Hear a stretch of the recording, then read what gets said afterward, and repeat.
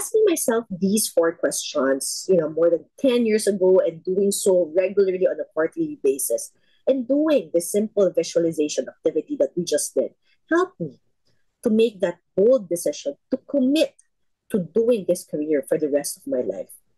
And from these four questions, I wrote down a vision statement for my career. And this has guided me for the past few years.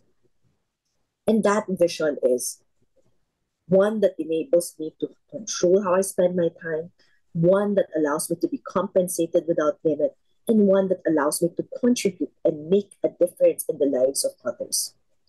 Write down your vision. Frank Lloyd Wright said, I know the price of success, dedication, hard work, and an unremitting devotion to the things that we want to see happen. Clarity breeds mastery.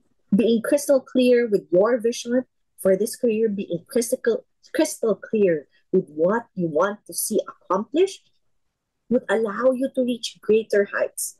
And for me, I started transforming from a mediocre agent to one that has excelled and contributed to making people's lives better. How do we ignite our passion for this business?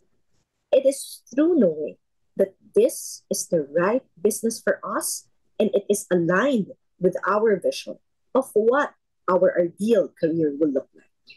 So let me encourage you to ask yourself these four questions. Is this a career I enjoy? Am I good at it or can I be good at it? Will this provide me with financial abundance? And lastly, will this make people's lives better? Now, if your answer is a resounding yes to all four, solidify that by coming up with your own vision statement for this career. Again, at the end of this day, success is all about your devotion, your commitment to follow through on your dreams, your ambitions, and your daily goals. So with that, I'd like to share with you four practices to enable you to ignite your success in this business.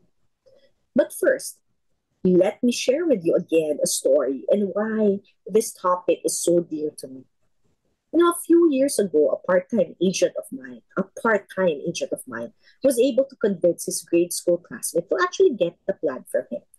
The classmate is the sole breadwinner of the family. The classmate has a small business that provides for comfort and some luxuries for the whole family already. Now, they agreed to meet up again to implement the plan because there were certain changes that this classmate of his wanted to put in place.